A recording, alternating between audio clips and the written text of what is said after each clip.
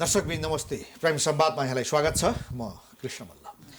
आज मूलतः मसँग तीनवटा विषय छन्। खास गरी सत्तारूढ दल नेपाल कम्युनिस्ट पार्टी नेकपा भित्र देखिएको विवाद किन अन्त्य हुन सकेको छैन र दैनिक यो चर्किँदै जानुको कारण के हो र यसको परिणति अब के हुन्छ।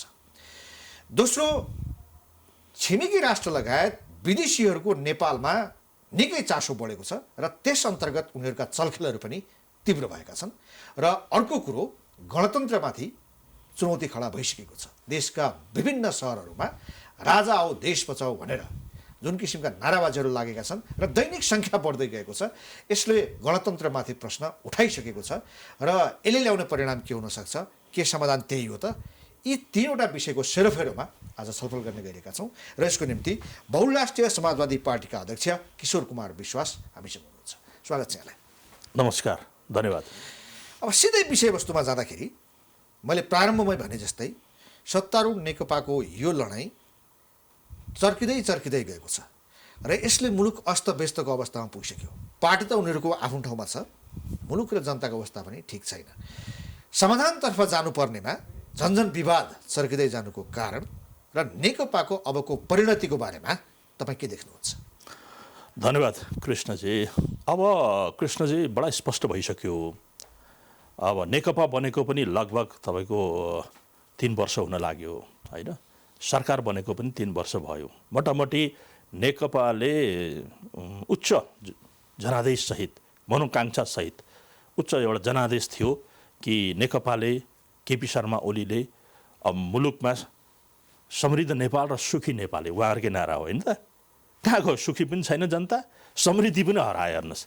त्यसैले अब मोटामोटी जनताले सार के निकाल्यो भन्दा, निष्कर्ष के निकाल्यो भन्दा कृष्णजी, कि कम्युनिस्ट पार्टीहरूको, कथित कम्युनिस्ट पार्टी, कम्युनिस्ट त यिनी हुँदै होइनन्, सोकल्ड कम्युनिस्ट पार्टीहरूको अब नेपालको राजनीतिक परिदृश्यमा यिनीहरूको औचित्यता, उपादेयता सकियो हेर्नुहोस्।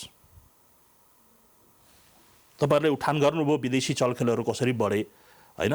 भारतका र प्रमुखलाई रामेश्वर थापा मार्फत कसरी बालबटार छिराइयो लगायतका धेरै कुराहरू छन्। यो कोभिडमा यो सरकारको ब्याड पर्फर्मेन्स, स्वास्थ्य मन्त्रालय सुतेको अवस्था छ, स्वास्थ्य मन्त्री निकम्मा छ होइन, भ्रष्टाचारमा चुर्लुमा डुबेको छ।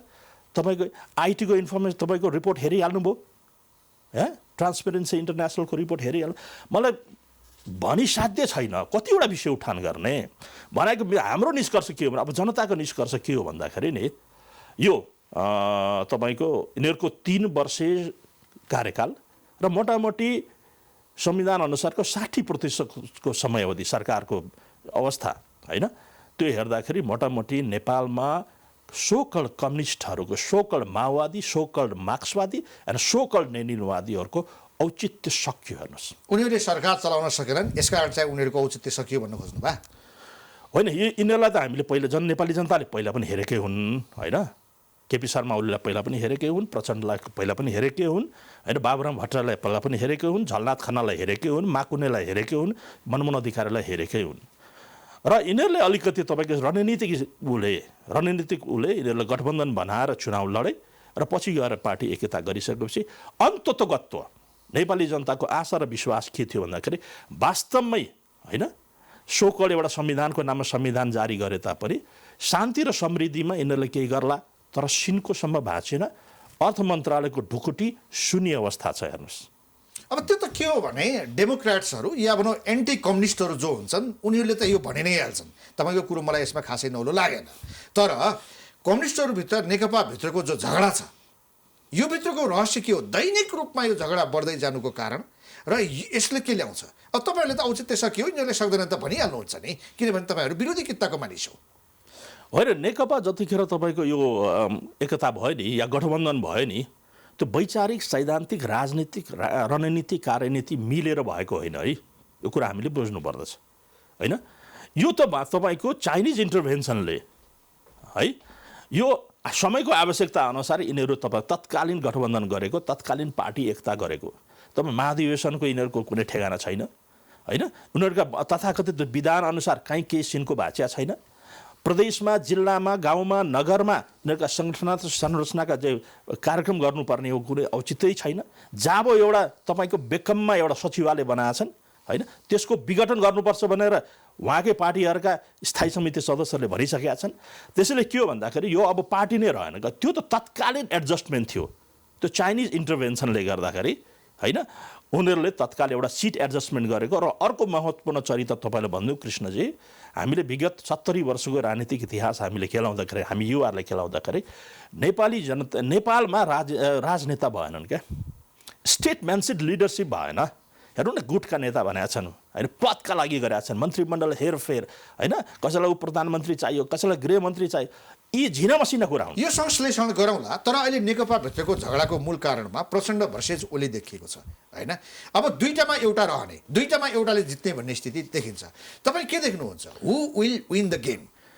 नेपाली जनतालाई अब प्रचण्डले के भन्छ, ओलीले के भन्छ, नारायण काजी श्रेष्ठले के भन्छ, त्यति इन्ट्रेस्ट गयो। हिजो अलिकति थोर बहुत इन्ट्रेस्ट थियो, तर यिनीहरूको यो बाँदरको लडाइँमा होइन, बाँदरको हातमा नरिवलको लडाइँमा नेपाली जनता चासो छैन। किनकि यिनीहरूका माथि जनताको विश्वास उठिसक्यो। मैले भने नि, सोकल कम्युनिस्टहरूको औचित्य सक्यो, प्रतिपक्षी काङ्ग्रेसको पनि औचित्य सक्यो नेपालको राजनीतिक परिदृश्यमा।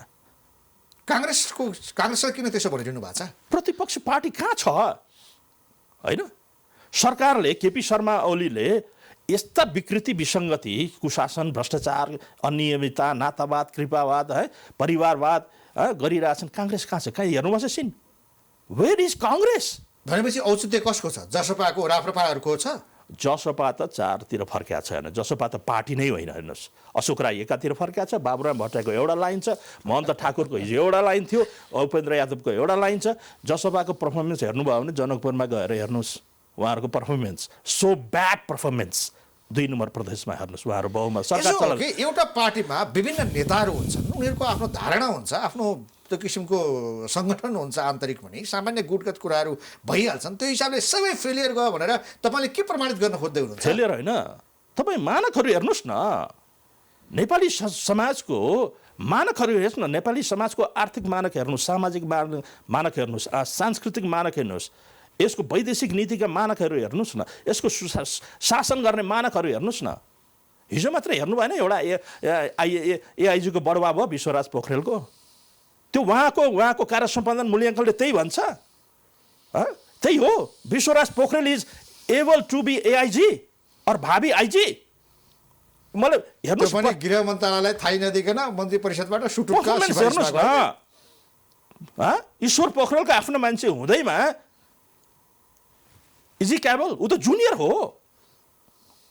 शैलेश थापा छेत्रीका समकक्षी एसपीहरू, इन्सपेक्टरहरू, डिएसपीहरू अहिले एसएसपी मात्रै छन्। अब तपाईँले भने मैले एउटा उदाहरण मात्र दिएको, ठिक छ। तपाईँले चाहिँ अब नेकपाको औचित्य पनि समाप्त भयो, यो काम छैन। काङ्ग्रेसको लगायत जसपा राप्रपाहरू पनि समाप्त भए, तपाईँले भन्नुभयो उनीहरूमा त्यो क्षमता छैन, उनीहरू नालायक साबित भए, मुलुक र जनताप्रति जिम्मेवार हुन सकेनन्, उनीहरूले आफ्नो दायित्व बोध गर्न सकेनन्। अब यिनीहरू सकिए र सकाउनु पर्छ भन्ने तपाईँको निष्कर्ष। अनि यो भनेर तपाईँ यो देशमा के कुराको कल्पना गर्दै हुनुहुन्छ? मैले सक्यो भने होइन, हु एम आई? जनताले हेर्नु न, जनता कहीँ सन्तुष्ट। प्रत्येक दिन यो कोरोना महामारीका कारण 20-25 जनाको घरमा मृत्यु भइरहेछ। खोइ संवेदनशीलता, खोइ अभिभावकको त खोइ। राज्य कहाँ छ कृष्णजी? कोरोना स्वास्थ्य मन्त्रालयले के गरिरहेछ? विपद व्यवस्थापन समितिले के गरिरहेछ? बालवाटारमा के भइरहेछ?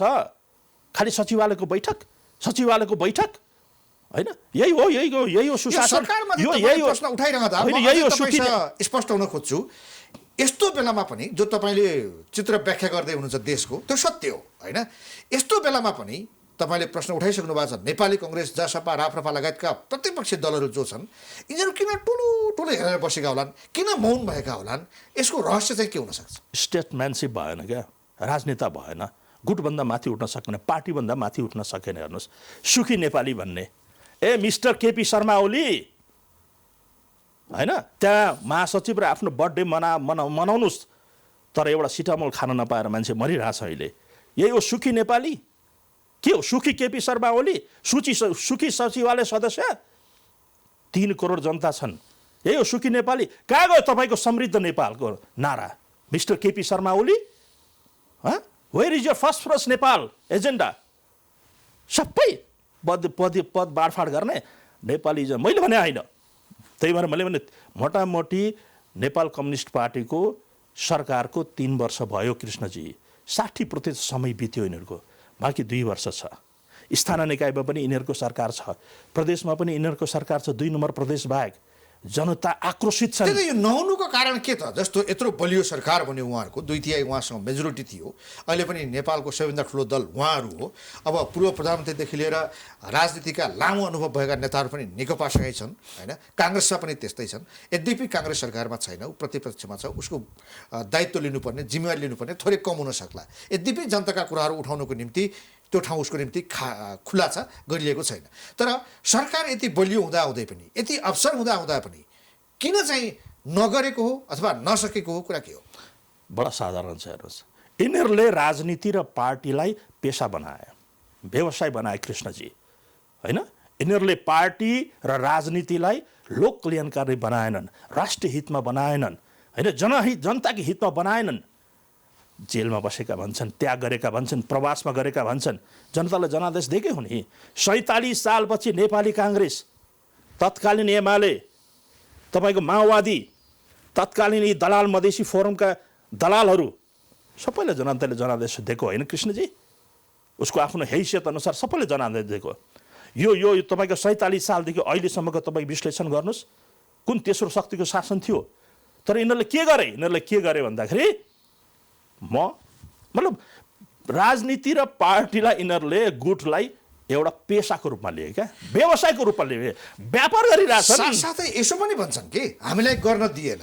प्रधानमन्त्रीज्यूको दैनिक भाषणमा त्यो आउने गरेको छ, हामीलाई गर्न दिएन, पार्टीभित्रबाट गर्न दिएन, बाहिरबाट गर्न दिएन, सरकारका राम्रो कामको प्रचार भएन, राम्रो कामलाई सधैँ नराम्रो भने, सरकारलाई असफल गराउनु खोजे, हातखुट्टा बाँध्न खोजे। आज पनि उहाँको पार्टीमा के बहस छ भने सरकार चलाउने र पार्टी चलाउने कुरामा नीतिगत रूपमा अब भिन्नता हुनु पर्यो। पार्टीको गाइडेन्समा गभर्मेन्ट चल्न सक्दैन। अब उहाँका हातखुट्टा पार्टीबाटै बाँधिएका छन्, हामीलाई गर्न दिएन भन्ने छ कि त्यो देशभित्रैबाट पनि हुनसक्छ, देश बाहिरबाट पनि हुनसक्छ। जनतालाई विश्वास छैन, उहाँहरूले हामीलाई गर्न दिएन। हामी पार्टी एकीकरण भयो, तपाईँहरूले जन्म दिनुभयो, यत्रो प्रदेशमा जिताउनु भयो, स्थानीय निकायमा जिताउनु भयो, तर हामीलाई गर्न दिएन। यो नामर्दङ्गी हो, यसमा कुनै सत्यता छैन। आउनु पर्यो नि। तपाईँ म एउटा सानो उदाहरणको, यो कोभिड अघि र कोभिडको बिचमा केपी शर्मा ओलीले देशका नाममा धेरै पटक सम्बोधन गरे। जनता उनका कुरा सुन्ने पक्षमा छैनन्। उहाँले भन्नुभयो कि मैनबत्ती बाल्नुपर्छ, राष्ट्रिय झन्डा लगाउनुपर्छ प्रत्येकका घरमा। नेपाली जनताले लगाएनन् उहाँको कुरा। केपी शर्मा ओलीप्रति जनताको कुनै सहानुभूति, विश्वास छैन। किनकि जनता यिनीहरूदेखि वाक्क दिक्क भइसके। यिनीहरूका मुख अनुहार हेर्न चाहँदैनन्, टिभीमा हेर्न चाहँदैन यिनीहरूका अनुहार, पत्रिका पढ्न छोडिसके, यिनीहरूका कुरा सुन्न। कथनी र कर्नीमा तालमै छैन। किन यिनीहरूले जनताले गर्न नदिएको हो?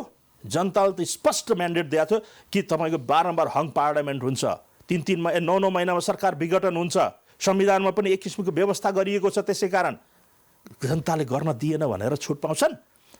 लाज छैन यिनीहरूलाई लाज छैन, शरम छैन। हेर्नुहोस्, त्यसैले मैले सारमा के भने, सुरुमै मैले भनेको होइन, जनताले अब यो मुलुकमा सोकल कम्युनिस्ट र सोकल काङ्ग्रेस र अन्य दलहरूको औचित्य सक्यो भन्नु र राष्ट्रपतिको क्रियाकलाप जुन देखिएको छ यो बिचमा, राष्ट्रपति भनेको सरकार प्रमुख, संविधानमा राष्ट्रपतिको व्यवहार, उहाँको क्रियाकलाप, उहाँको शैली अभिभावकत्व ग्रहण गर्ने होइन, उहाँ विवादमा आउनु भएको छ। त्यही भएर त गणतन्त्रको नारा लगाएको छ सडकमा, तर हामी त्यसको पक्षमा छैनौँ। अब तपाईँले काङ्ग्रेस, कम्युनिस्ट लगायतका दलहरूको औचित्य समाप्त भयो भनेर बारम्बार भनिरहनु भएको छ। यसको अर्थ आज देशभर यो गणतन्त्रका विरुद्धमा, यी दलहरूका विरुद्धमा जो आवाज उठिरहेको छ, 3-4वटा नारा लिएर, राज संस्थाको पक्षमा, संहिताको खारेजीमा, धर्मनिरपेक्षताको खारेजीमा, होइन, त्यसलाई तपाईँको समर्थन हो? हाम्रो पुरै विरोध हो त्यसको। हामी यो संविधानलाई संस्थागत र संरक्षण र यसलाई अगाडि बढाउनुपर्छ। हामी गणतन्त्रका पक्षपाती हो। हेर्नुहोस्, हामीले धेरै सङ्घर्ष गरेका छौँ संहिताको लागि। हामीले त जेलै बसेका छौँ, कति आन्दोलन गरियो संहिताको लागि, तराईमा कतिवटा बलिदान गर्यो, हामीले नेतृत्व गरेका छौँ। त्यसैले मुलुक पार्श्वगमनमा होइन, मुलुक अग्रगमनमा जानुपर्छ। त्यसैले मैले भनेको छु के भन्दाखेरि काङ्ग्रेस, कम्युनिस्ट र राष्ट्रपतिका कारण धमिलो पानीमा माछा मार्ने शक्तिहरू, तत्त्वहरू क्रियाशील भएको छ। कट्टर हिन्दूवादीहरू, कट्टर निरङ्कुश राजतन्त्रवादीहरू, कट्टर एकात्मकवादीहरू, होइन, कट्टर तपाईँको गणतन्त्र विरोधीहरू, होइन, कट्टर तपाईँको समावेशी समानुपातिक विरोधीहरू अहिले धमिलो पानीमा माछा मार्न खोज्दैछन्। सचेत रहोस्, चेतना होस्। हिजोका ती आन्दोलनकारी शक्तिहरूलाई चेतना होस्। अब पनि बुद्धि आओस् यिनीहरूलाई, तर आउँदैन कृष्णजी, अब आउँदैन। त्यसैले अब के हो भन्दाखेरि अब हामीले नयाँ बहस, नयाँ डिस्कोर्स नेपालमा सुरु गर्नुपर्छ, नयाँ पोलिटिकल डिस्कोर्स। पाश्चगमनतिर होइन, अग्रगमनतिर। अब तपाईँले देशभरिमा राजनीति गर्ने सबैलाई खराब भन्नुभयो, अन्तमा के को डिस्कोर्स सुरु गर्नुहुन्छ? संविधान डिस्कोर्समा सहभागी को हुन्छ? कहाँबाट ल्याउनुहुन्छ त्यो पात्रहरू? त्यही भन्दैछु त। यिनै हुन् नि, खराब भने पनि राम्रो भने पनि यही काङ्ग्रेस हो, यिनै नेकपाका नेताहरू हुन्, यिनै राप्रपामा संलग्न नेताहरू हुन्, यिनै जसपामा नेताहरू हुन्। युगौँदेखिको उनीहरूको सङ्घर्ष छ। यो देशमा परिवर्तनको निम्ति उहाँहरूको योगदानलाई नजरअन्दाज गर्न नसकिएला। आज 2-4वटा कमजोरीहरू भयो भन्दैमा यिनीहरूको औचित्य समाप्त भयो, नयाँ डिस्कोर्स भन्दै हुनुहुन्छ। त्यो डिस्कोर्सका स्टेक होल्डरहरू को हुन् त? हो, जनताले दिनेछन्। हो, यो संविधानलाई रक्षा गर्न र यो संविधानलाई संरक्षित गर्न र अहिलेसम्म नेपाली जनताको बलिदानबाट प्राप्त राजनीतिक उपलब्धिहरू, होइन, सामाजिक उपलब्धिहरू, यो संविधानको जन्मदाता को? आन्दोलनकारी शहीदहरू। यिनीहरू त माध्यम मात्रै हो, मतियार मात्रै थिए। तर यो जुन शहीदहरू भए, जो आन्दोलनमा शहादत पाए, भावना हो, भावनात्मक कुरा होइन। तपाईँ हेर्नुहोस् न, अब शहीदहरूले आएर संविधानको संरक्षण गर्छन्। शहीदका जुन प्रेरणा लिने हो, शहीदबाट शक्ति लिने हो, तर जोगाउने, यसलाई संरक्षण गर्ने, अगाडि बढाउने, कार्यान्वयन गर्ने त दलहरूले हो नि। यी दलको औचित्य सकियो। शहीदको सपना अनुसारका जुन उपलब्धिहरू संस्थागत गराउनु पर्ने भए उद्देश्यले जुन जनादेश पाए, यिनीहरूले सत्ता पाए, कुर्सी पाए, स्रोत साधन यिनीहरूले सञ्चालन गरे। तर के हो भन्दा प्रत्युत्पादक भयो। तसर्थ त्यसको विकल्प भनेको सडकमा लागेको तपाईँको पाश्चगमनको नयाँ डिस्कोर्सको विषय के हो र त्यसका सरोकार राख्ने निकायहरू को हुन्? हो, अब ठन्डा दिमागले अब हामीले सोच्नुपर्छ। नेपालका जति पनि बुद्धिजीवीहरू छन्, समाजशास्त्रीहरू छन्, पत्रकारहरू छन्, युवाहरू छन्, होइन, र स्वतन्त्र नागरिक समाजहरू छन्, र साँच्चीकै यो मुलुकलाई अब तपाईँको यी धमिलो पानीमा माछा मार्ने तपाईँको निरङ्कुशवादी र तपाईँ एकात्मकवादी या कट्टर हिन्दूवादी दक्षिणपन्थीहरूलाई तपाईँको स्पेस दिने कि अब यो संविधानलाई संरक्षित गर्दै, यसलाई तपाईँको संस्थागत गर्दै तपाईँको सङ्घीय लोकतान्त्रिक गणतन्त्र? संविधान त ठिक छ होइन, संविधानमा धेरै प्रश्नहरू छन्। सङ्घीय लोकतान्त्रिक गणतन्त्रमा हाम्रो ठुलो प्रश्न होइन। तर नेपाल एउटा बहुराष्ट्रिय राज्य हो। हेर्नुहोस्, नेपाल बहुजातीय, बहुभाषिक, बहुधार्मिक, बहुसांस्कृतिक मुलुक हो नेपाल। संविधान त्यो विभिन्न एस्पिरेसनहरूलाई मिट गरेको छैन। त्यसलाई हामीले शान्तिपूर्ण ढङ्गले, संविधानले दिएको प्रावधान अनुसार शान्तिपूर्ण ढङ्गले हामीले त्यसलाई संशोधन गर्नुपर्छ। त्यो आफ्नो पाटोमा होला अहिले। तर अहिले भनेको हिजोका उपलब्धिहरू गुम्ने अवस्थामा आयो। कारण भनेको के हो? यी तपाईँको प्रशंसा र तपाईँले उनीहरूको प्रिडिङ गरिरहेको यी शक्तिहरूका कारण होइन। मैले भनेको के हो भने, जसले जन्माउँछ त्यसले हुर्काउँछ, बढाउँछ। बढाएन, आफ्नो सन्तानको माया हुन्छ। छैन, माया छैन। यिनीहरूलाई त भ्रष्टाचार, पैसा कमाउन, परिवारवाद, नातावाद। सिम्पल कुरामा एउटा भन्छु है, महत्त्वपूर्ण कुरा हेर्नुहोस्। ट्रान्सपेरेन्सी इन्टरनेसनलको एउटा रिपोर्ट आयो, नेपाल र केपी शर्मा ओली महाभ्रष्ट भनेर। यहाँका भ्रष्टाचार, यहाँका अख्तियार दुरुपयोग गर्ने प्रमुख अख्तियार आयोग नवीन घिमिरेपछि अहिले आयुक्त नियुक्ति भएको छैन। हेर्नुहोस्, अख्तियार दुरुपयोग अनुसन्धान आयोगको प्रमुख आयुक्त यतिका महिना भइसक्यो, केपी शर्मा ओलीले र संवैधानिक परिषदले नियुक्ति गर्न सकेका छैन, प्रतिपक्षले पनि नियुक्ति गरेका छैन। ठिक छ, मैले सानो तपाईँसँग दर्जनौँ छन्। अब मैले खोजेको उत्तर चाहिँ के हो भने, यी खराबहरू भए तपाईँले नयाँ डिस्कोर्समा जानु पर्यो भन्नुभयो होइन। त्यो डिस्कोर्स के त तपाईँले परिकल्पना गरेको अबको नेपाल के हो? यहाँ कस्ता किसिमका पात्रहरू आउने, कुन व्यवस्था आउने र त्यसलाई कसरी सञ्चालन गर्ने? किनभने तपाईँले त्यो सब खराब भनिसक्नुभयो। होइन, मैले एकदम टु द पोइन्टमा आउनुभयो कृष्णजी। अब यो तपाईँको बहसको बैठान अब हामीले गर्ने कसरी निकाल्ने भन्दाखेरि, यसको संश्लेषण कसरी गर्ने भन्दाखेरि, अब यसको विकल्प भनेको रविन्द्र मिश्र होइन है, होइन। त्यसैले अब चाहिँ तपाईँ हामी जस्ता बुद्धिजीवीहरू, युवाहरू, तपाईँ हामी जस्ता समाजशास्त्रीहरू, नागरिक, स्वतन्त्र नागरिक समाजहरू, होइन, किन मल्टी पार्टी पार्लियामेन्ट्री डेमोक्रेसीमा तपाईँको बुलेटले तपाईँको व्यवस्था परिवर्तन गर्ने है, बुलेटले तपाईँको यो दुर्घटना गराउने होइन। यो संविधानलाई टेक्दै र मल्टी पार्टी पार्लियामेन्ट्री डेमोक्रेसीको नर्म्स एन्ड भ्यालुजमा टेक्दै वैकल्पिक राजनीतिक शक्ति जनताले उदय गराउँछन्। हामी तपाईँले गर्नुपर्छ कृष्णजी। अब यो बुढो गोरुलाई अब तपाईँको पर्खेर बस्ने अवस्था भएन। अब एउटा कुरा के भयो भने म पत्रकारिता गरिरहेको मान्छेलाई तपाईँ जबरजस्ती मलाई राजनीतिमा लैजाने, जुम्लामा हलो जोतेर धान रोपिरहेको किसानलाई अब यिनीहरूले सकेनन् त आइजा भनेर तपाईँले तानेर त्यसलाई राजनीतिको मूल प्रभावमा ल्याउनै पर्छ। स्थानीय निकायमा एउटा स्कुलमा पढाइरहेको शिक्षकलाई तपाईँले तानेर देश बिग्रेको यसरी नै हो। जो मान्छे जे काम गरिरहेको छ उसलाई त्यसमै पूर्ण बनाउनुहोस् न। होइन, तपाईँले जुन उदाहरणहरू दिनु हो, सम्बन्धित स्थानीय निकायमा राम्रा मान्छेहरूले नेतृत्व गर्नु पर्यो। अघि हेर्नुहोस्, वार्डमा होस्, स्थानीय निकायमा होस्, या शिक्षण पेसामा होस्, या पत्रकारिता क्षेत्रमा होस्। पत्रकारिता क्षेत्रमा पनि भनेको एउटा अस्पतालमा बिरामीलाई जाँचिरहेको डाक्टरको राम्रो पनि त्यही देखिने हो। उसले राम्रोसँग बिरामीको उपचार गरेर उसलाई निको बनाउँछ भने त्यो ठिक हो। उसलाई चाहिँ राजनीतिमा ल्याएर त्यो मान्छे राजनीतिमा सफल हुन्छ भन्ने ग्यारेन्टी हो? सुन्नुहोस्, यो सबै देशमा चाहिँ उपेन्द्र देवकोटा मन्त्री भएका होइनन् र? सुन, म भन्दैछु त, यो कैलालाई त्यो अवसर दिएको होइन र? होइन, त्यो व्यवस्था अनुसार त्यो त निरङ्कुश व्यवस्था। अहिले पनि तपाईँले जुन सडकमा आवाज लागिरहेछ नि, सडकको कसरी राजा आऊ देश बचाऊ हुन्छ? कसरी राजा आउँछन्? आफ्नो आस्थाको कुरा हो, आफ्नो विचारको कुरा हो। प्रजातन्त्रमा लोकतन्त्रमा आफ्नो आफ्नो विचार राख्न पाइन्छ। म भन्दैछु आफ्नो आफ्नो विचार अनुसार अगाडि बढ्ने छुट सबैलाई। तपाईँलाई मलाई भनिदिनुहोस्, सडकबाट कसरी राजा आऊ देश बचाऊ आउँछ? कसरी राजा तपाईँको राष्ट्र प्रमुखको पदमा पुग्छ? हिजो 62-63 को आन्दोलनमा सडकमै नारा लागेर यो परिवर्तन भएको होइन? ती तपाईँको सडकको शक्ति बुझ्नु भएको छैन? सोकड तपाईँको ती निरङ्कुशवादी, ती तपाईँको परिवर्तन विरोधी शक्तिले मात्रै हुँदैन। यहाँ हामी अग्रगामी शक्तिहरू सँगसँगै छौँ। हेर्नुहोस्, होइन, ठिक छ, काङ्ग्रेस, कम्युनिस्ट र यी दलहरूले ब्याड पर्फर्मेन्स गर्यो होला। तपाईँ अग्रगामी शक्ति हो भने तपाईँको पोलिटिकल फ्रेमवर्क मलाई दिनुहोस्। अबको व्यवस्था के?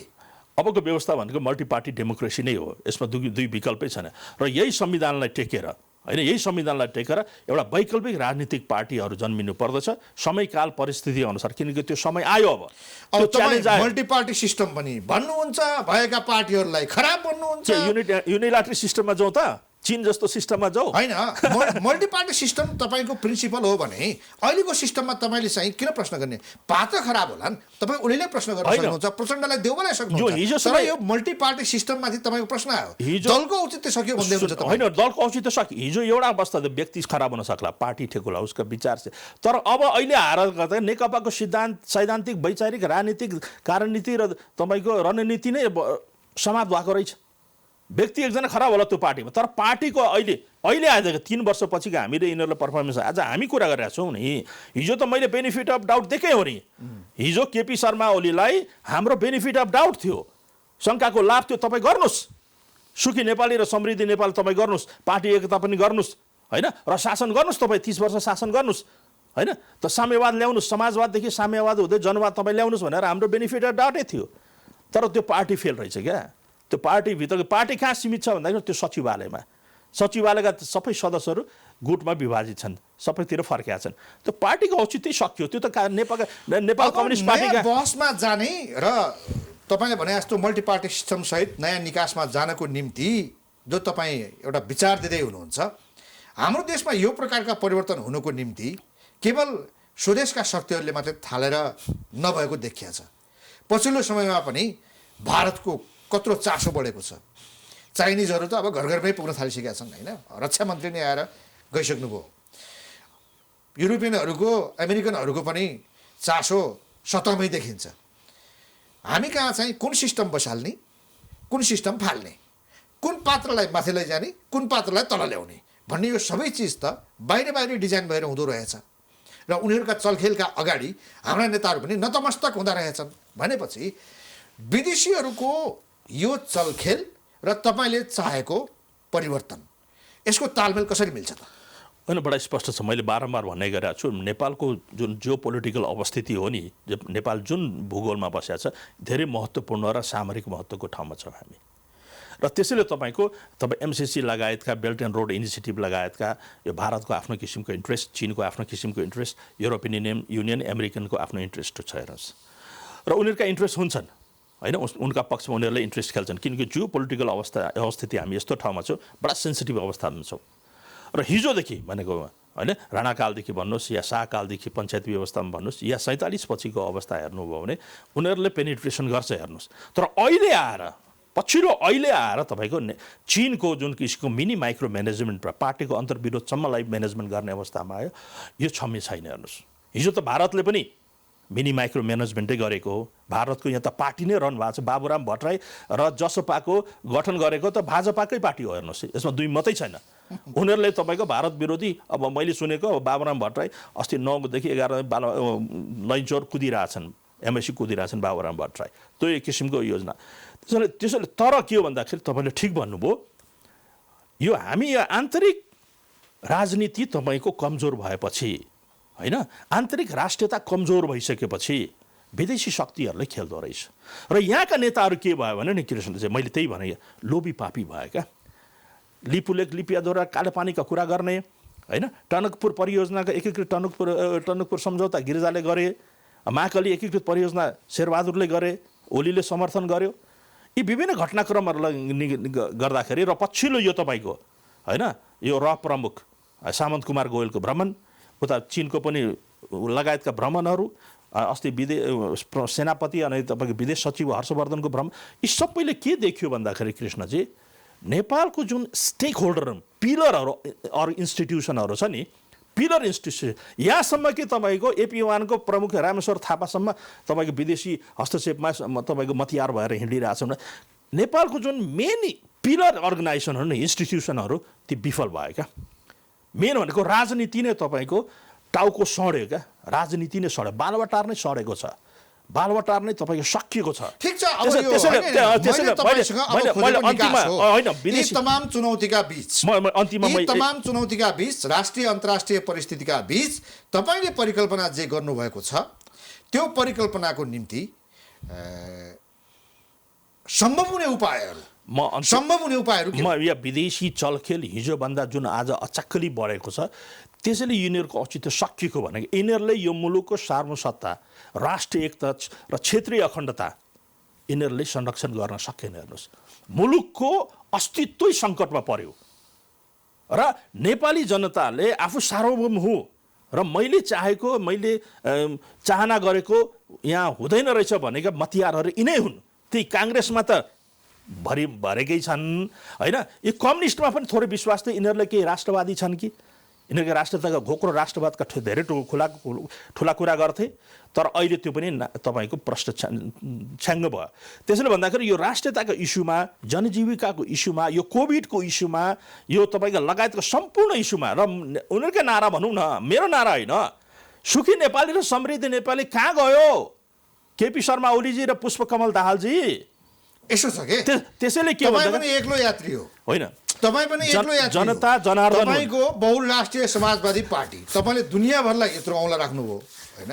यो पार्टीको नाम सुनेको मैले धेरै भइसक्यो होइन, एउटा गतिविधि देखिन्न, समय बलवान, तपाईँ एक्लो यात्री होइन। ठिक छ, त समयले बताउँछ कि कृष्णजी, त्यो समयले, म व्यक्ति होइन, विचार ठुलो हो क्या। यो मैले जुन तपाईँसँग विचार राखेँ नि, एउटा भिजन राखेँ नि, हो नेपाली जनताको मनको इच्छा हो यो, जुन मैले प्रकट गरिरहेको छु नि तपाईँको बिचमा, तपाईँ मार्फत, प्राइम टिभी मार्फत जनताको बिचमा, राष्ट्रिय अन्तर्राष्ट्रिय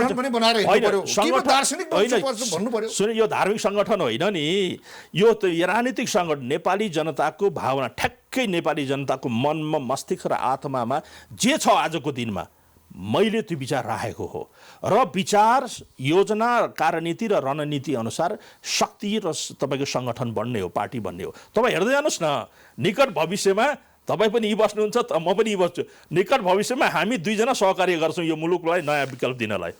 तपाईँ पनि युवा हुनुहुन्छ, तपाईँको टिप्पणीहरू म पढ्छु नि, स्ट्याटसहरू पढ्छु नि, किनकि तपाईँमा 3.5 करोड जनता, नेकपाकै कार्यकर्ता सन्तुष्ट छैनन्, यिनीहरूका कारण नेकपाका स्थायी समिति सदस्यहरू सन्तुष्ट छैनन्, केन्द्रीय सदस्यहरू सन्तुष्ट छैनन् यिनीहरूका गतिविधि, दुईजनाको गतिविधिका कारण होइन।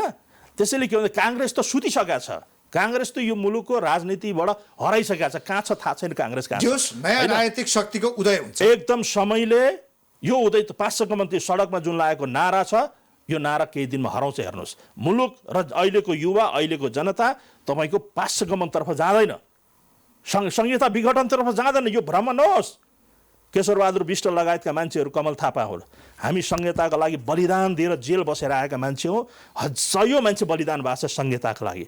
हालाकि यो संहिता अपूर्ण छ, तर संहिता खारिज हुनुपर्छ जुन नारा लागिरहेछ नि, हामी जवाफ दिन्छौँ भोलि गएर। त्यसले गणतन्त्रवादी हामी हौँ होइन।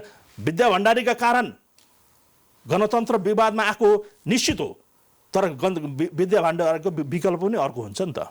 उहाँले अभिभावक त निभाउन सक्नु भने यो समष्टि रूपमा सबै विश्लेषण गर्दा के पाउँछ भन्दाखेरि नेपाली जनताले धेरै चाँडो यदि यो मुलुकको अस्तित्व, सार्वभौमिकता र अग्रगमनतर्फ यदि बचाउनु छ भने नेपाली जनताको लागि पनि ठुलो चुनौती आएको छ है। हिजो जस्तो होइन, भोट हाले 5 वर्षपछि भोट हाले अनि बिर्सिने होइन। खालि 5-5 वर्षमा अध्यावधिक चुनावमा भोट हाल्ने होइन नेपाली जनताले। नेपाली जनताले यति दुःख पीडा खेपिरहेछन्। हरेक घरमा तपाईँको प्रत्येक दिन कोरोनाका कारण तपाईँको मृत्यु भइरहेछ। ती घरमा कत्रो पीडा होला हेर्नुहोस् होइन। हरेक पोजिटिभ आएकाहरू कोही आइसोलेसनमा छन्, पैसा छैन हेर्नुहोस्। त्यसै यो सबै पीडा, यो सबै दुःख होइन, यिनीहरूले पुरा गर्न सके यो पाप लाग्छ यिनीहरूलाई। यिनीहरूलाई ठुलो पाप लाग्छ हेर्नुहोस्। यी जो जिम्मेवारी र पदमा बसेका छन्, तसर्थ नेपाली जनताले विकल्प दिन्छ। अर्को कुनै उपाय नै छैन लोकतन्त्रमा। अर्को कुनै उपाय छैन कृष्णजी। पार्टीको विकल्प पार्टी नै हो, पार्टीको विकल्प राजा होइन। यो भ्रममा हामी छैनौँ। हस् हस्, हुन्छ, धेरै धेरै धन्यवाद। नमस्कार दर्शकवृन्द, प्राइम संवादमा हामीसँग बहुराष्ट्रिय समाजवादी पार्टीका अध्यक्ष किशोर कुमार विश्वास हुनुहुन्थ्यो। उहाँसँगको कुराकानी सकिन्छ। हामी सबैलाई बिदा दिनुहोस्। नमस्ते।